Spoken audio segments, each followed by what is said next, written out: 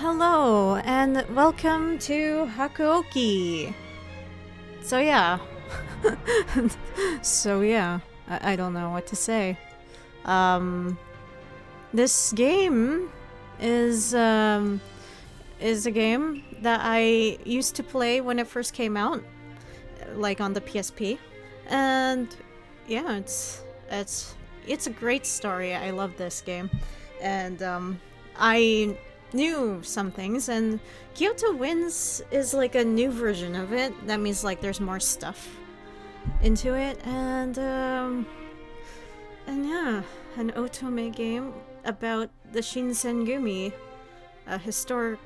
historical figures at the past, and then you get to date them. But yeah, it's really good. I totally recommend you guys play this. And I don't know what to do with this series other than just playing it because I want to. So, yeah, let's go. Let's do this. Let's start. Let's not hesitate anymore. Okay, new game.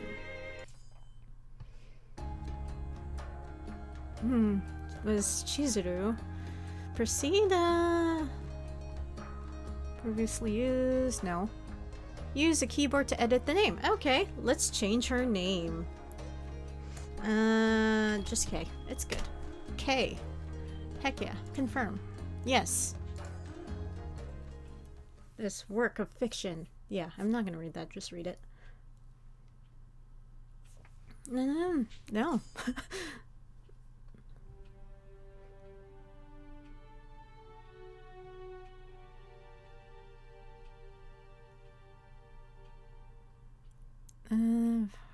Yes. Yeah, I guess I just wanted to admit that I remember trying to record this like a few times, but I never even proceed to. I don't know. I guess I'm just hesitant about it, I guess. And yeah, I don't know. I feel like this is kind of loud. Whoopsies. Wait. Shit. Oh, man. Yes. Anyway. Yeah, I don't know. I'm just gonna go see if I can lower the volume. It feels really loud. BGM's loud. Movie is pretty loud. Voice is somewhat loud. But anyway, let's go. Okay. Okay. And we will start because I don't know how to start this. This is like, I don't know, a lot of things. So this is Kyoto. It was awfully impressive, no denying it. Even simple hellos between people passing in the street seemed warm and friendly. They nodded and smiled to one another as if family and not strangers about on errands. Still, there was something else as well. Something making the city feel strangely cold. Almost as though there was a great invisible wall, shutting out anyone wandering from the country. I'm not sure if I belong here. No, that's all in my head. I walked quite some distance to reach Kyoto, and both my mind and body were exhausted. Even so, tiredness was no reason to meander and feel sorry for myself. I couldn't afford to. Excuse me? I hesitantly stopped a passerby. I'm sorry, I seem to be a bit lost. Could you... What am I supposed to do now? I was lost again, but in a different sort of way. I sighed and looked up at darkening sky. At darkening sky?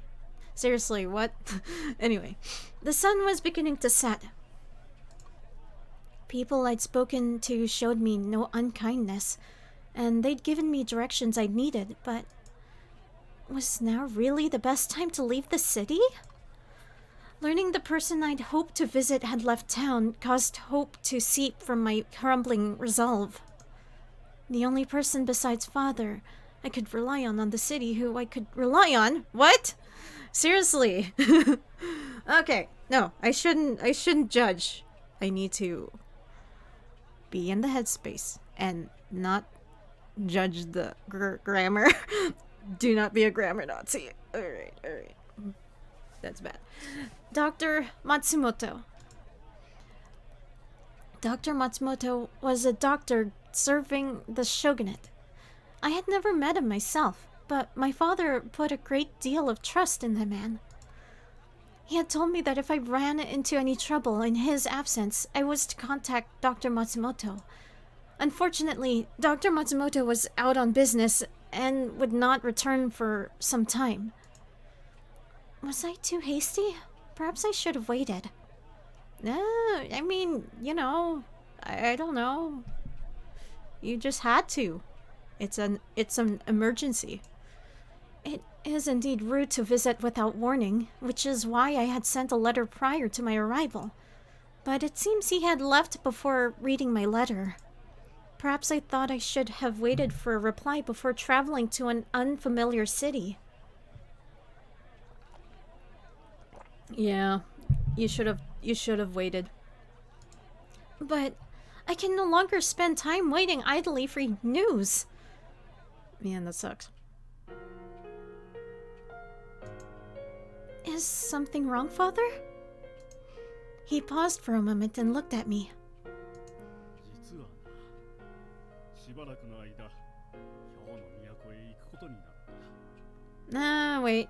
Wait, don't talk anymore. I need to fix it. Seriously, the sound, it's so hard. The music's somewhat bearable, but I guess I'm gonna have to make it a little louder. Hopefully it's not as loud as me, but I need to know. Anyway, back. Okay. Alright. Is it for business again? He'd left the house often during that period. Sometimes for days at a time. How long will he be gone?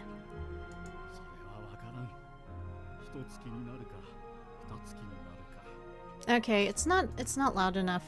I'm so sorry. I should have checked before any of this, but you know, it's just a thing. Things. I guess I need to just lower the volume a little bit more or whatever. I don't know anymore. Just why? I'm just gonna... Man, editing is really hard, by the way. You suck at editing. Anyway. Oh. There was no hiding my disappointment. Nonetheless, I wasn't a child anymore. I couldn't beg him not to go, or some other foolishness. Yes, I'd be lonely, but I was much more worried for him. Please, Father, be careful. They say that the city of Kyoto is dangerous. He only smiled and nodded.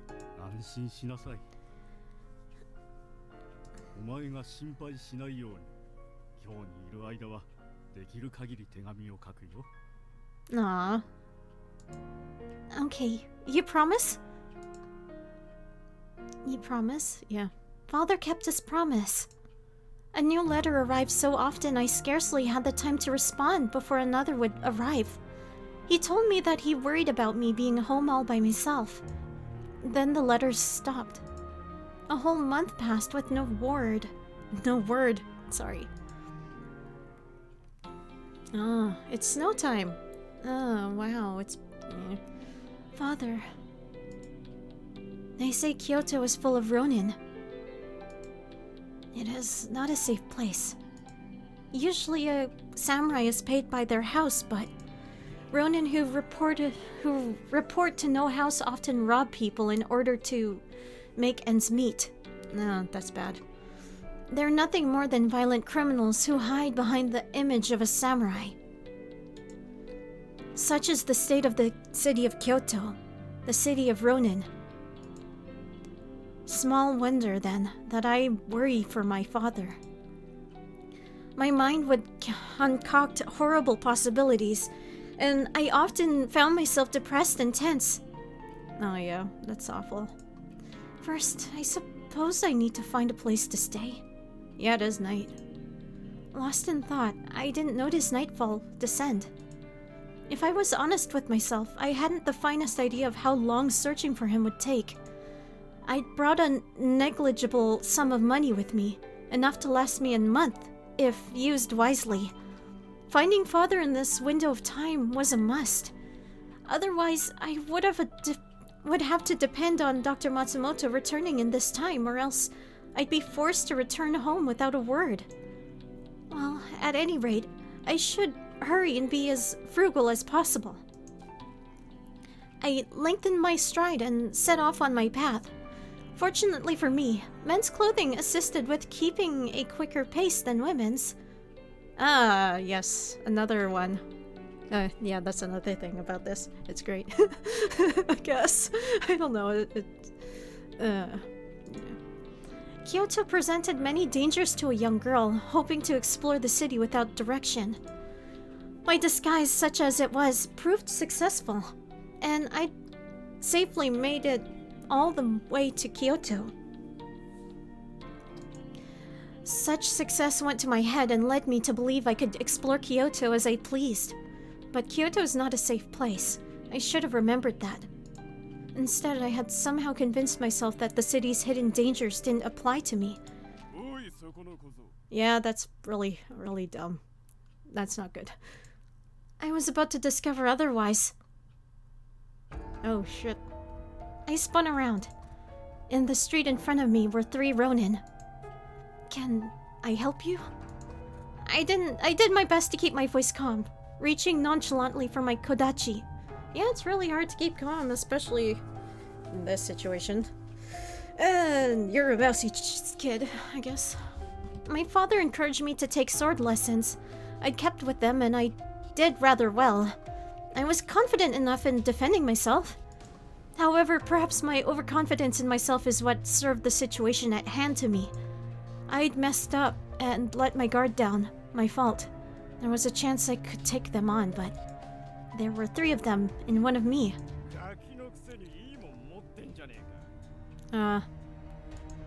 Only then did I realize they were far more interested in my sword than they were in me. Oh dear. Really now? But the sword wasn't just some blade I'd picked up. It was a family heirloom spanning generations. There was no way I could give it to the Ronin. Though I had a feeling they wouldn't understand. In such a situation, the best decision was undoubtedly to retreat. I turned and ran as fast as my legs could. Whatever. Yep, hurry, run somewhere, hide. It's bad. Gosh, they sure don't give up easily, do they? I felt like I'd been running for quite a while, but I could still hear the Ronin cursing loudly. I ducked into an alley, flattening against the wall. After deciding they weren't too close, I crept further into the alley. Someone left a couple sheets of wood leaning against one of the houses. A perfect hiding spot. What luck, I thought, kneeling down under them. This is my way to escape this mess. Huh? I was listening for sounds intently. The suspicious calm entered my mind. I'd expected to hear the Ronin yelling to each other, looking for me, but seconds turned into minutes. I heard nothing. I was about to sneak out and have a look when... Oh, shit. Oh, no. What? My plan to investigate was immediately halted. Remaining silent and hidden was more important. Still...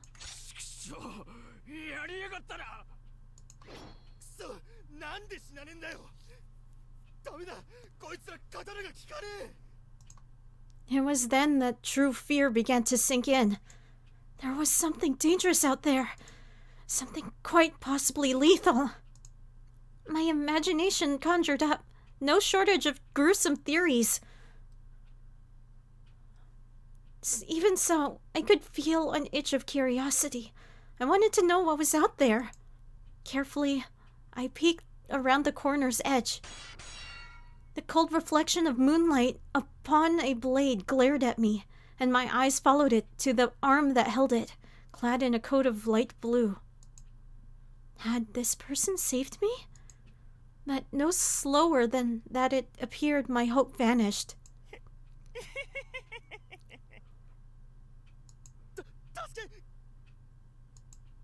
I heard the Ronin stumbling to beg for his life. The person in the blue coat said nothing, just stepped forward, his sword raised.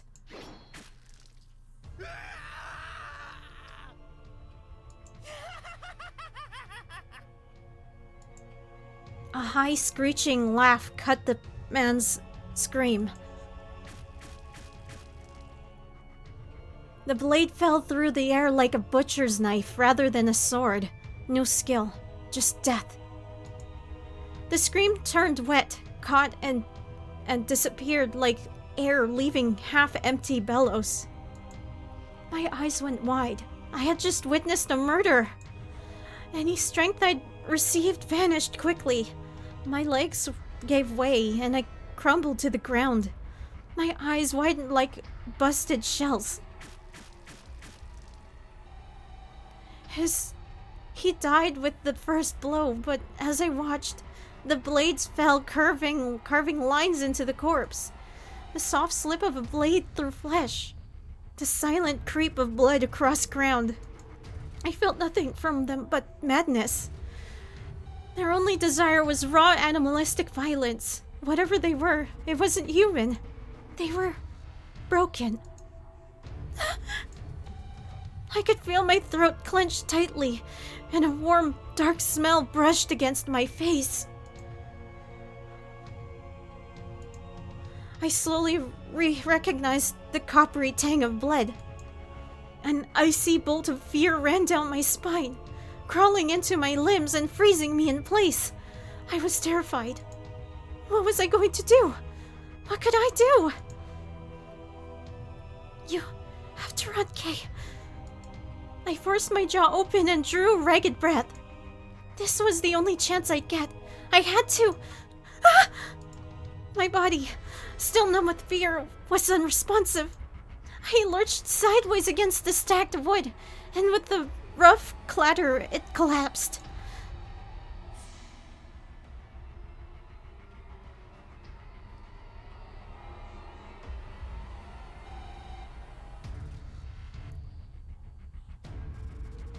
The creatures turned, coats drenched in blood.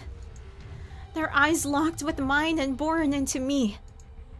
Hideous grins split their inhuman faces, shaking with excitement to prey to slaughter. What? Excitement? Yeah. I had to run. I couldn't die yet, but my legs refused to move. Their hideous cackling laughter echoed. I was going to die. My body was frozen with terror. I couldn't even scream. This was it. This was the end.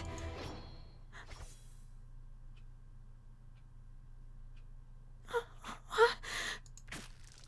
I watched them raise their bloody swords, the moon glinting off the metal. Then there was a flash of light and the soft splash of blood.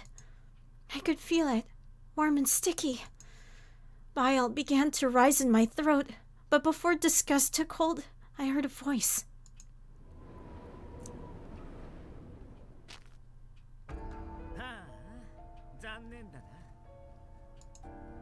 The words suggested disappointment, but the voice sounded happy.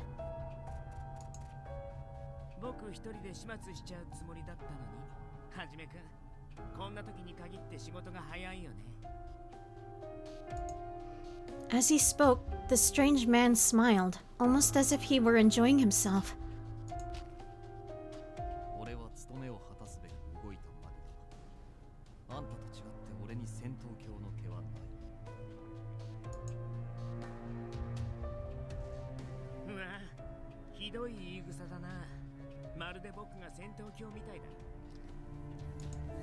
He laughed.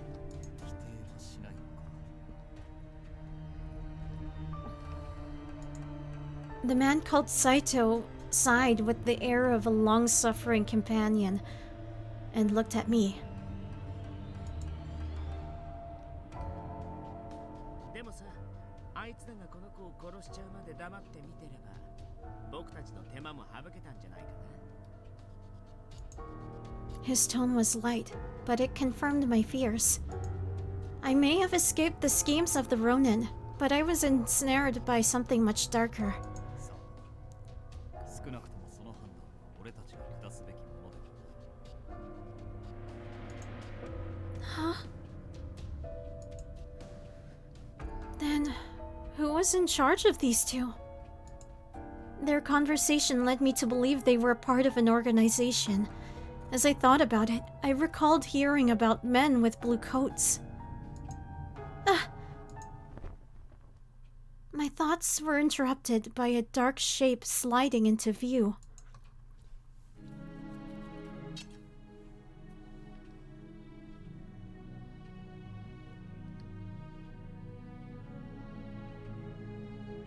Oh. I swallowed hard. The moonlight shone off his smooth, dark hair. For reasons I couldn't fathom, in that moment, the light on his hair made me think of the wistfulness of flower petals. It was almost as if the cherry trees were blooming out of season. 運のないやつだ。 His voice was cold and quiet, like a blade of ice. Blue-white moonlight lit his slender face and shone from the blade pointing at me, my chest. But it wasn't the sword making my breath catch. It was his eyes. They were fierce and hard. But somewhere behind them, I could catch a glimpse of something else. There could be no doubt that he was prepared to kill me, and yet he looked troubled.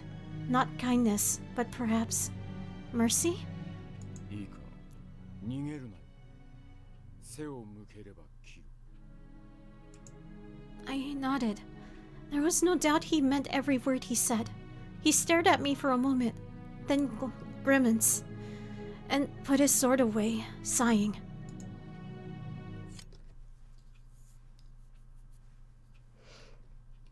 What? I was too surprised to stop myself from speaking, and it quickly became apparent that I wasn't the only one. あれ、いいんですか、土方さん。この子、さっきの見ちゃったんですよ。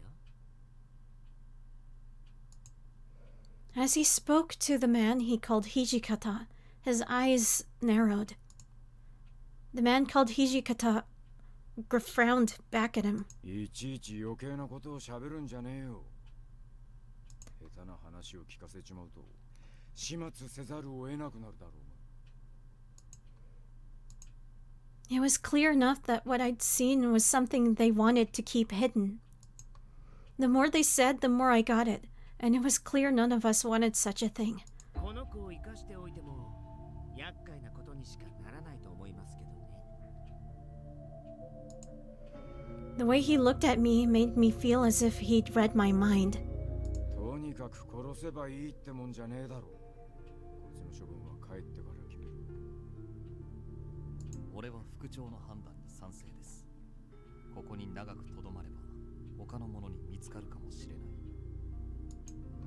Then he looked down at the creature he'd killed, as though he'd forgotten the whole ordeal. こう血に狂うと、やはり実務に使える代物ではないようです。頭の痛い話だ。 He peered down at the corpse, his face an emotionless mask. When he looked back up at his companions, however, his eyes narrowed. つうかお前ら、土方とか副長とか呼んでんじゃねえよ。せろ。へえ、伏せるも何も、この大服を着てる時点でバレバレだと思いますけど。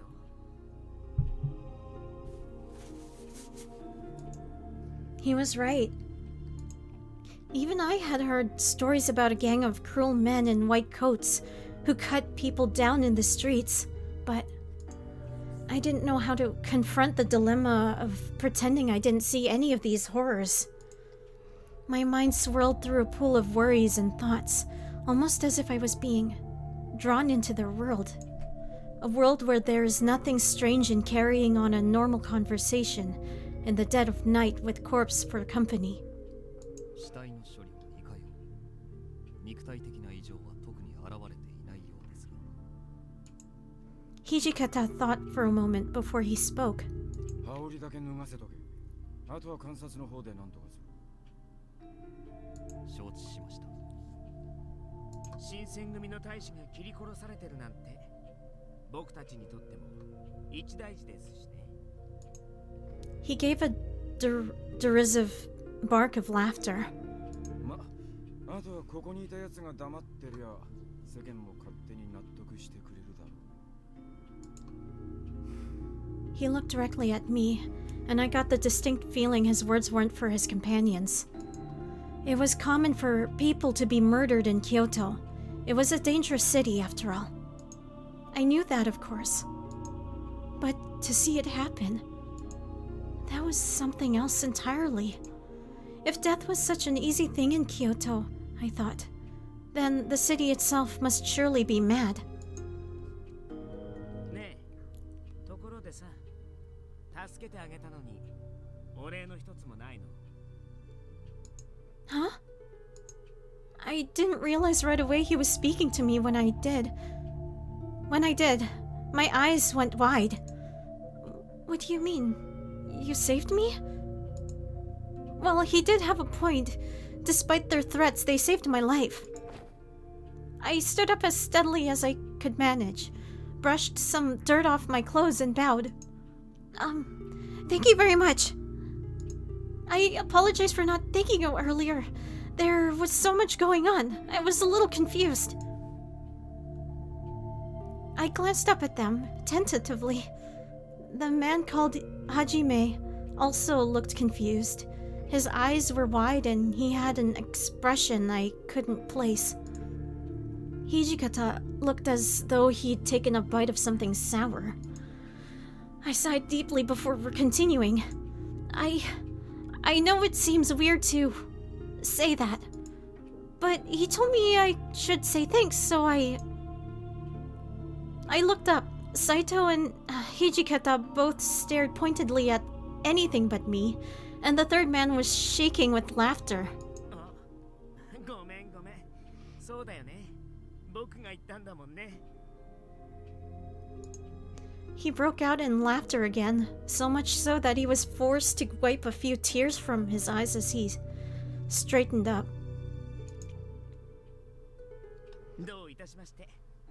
僕は沖田総司と言います。礼儀正しい子は嫌いじゃないよ。Thank you for helping me. Not quite sure what else to do, I bowed again. 君を助けてくれたのが斉藤はじめくん。それでこっちの偉そうなのがわざわざ紹介してんじゃねえよ。副長、お気持ちはわかりますが、まず移動。Whatever mirth was inspired was gone. The man called Saito now spoke with quiet urgency. The man named Okita grabbed hold of my wrist and smiled and led us down the street. His grip was a touch too tight to be friendly, his fingers like iron cables around my arm. There was no question about my situation. I quickly picked up on the notion that if I were to run, I would be killed instantly. My life was in the hands of these strange men. I set my jaw and stood up as straight as I could. My eyes crept up from the blood-stained coat and met Saito's gaze. 己のために最悪を想定しておけ。さしていいようには転ばない。His words were like a dagger in my stomach. What was going to happen to me? Was I going to die? As we walked through the bleak Kyoto night, I felt horror crawl its way up my spine once again. The cause of my horror wasn't the gruesome end that awaited me, but something else entirely. I spoke with these men and watched them speak, standing next to a warm corpse soaked in blood. That I had done such a thing terrified me in an altogether different way. Perhaps this is what it's like to go mad.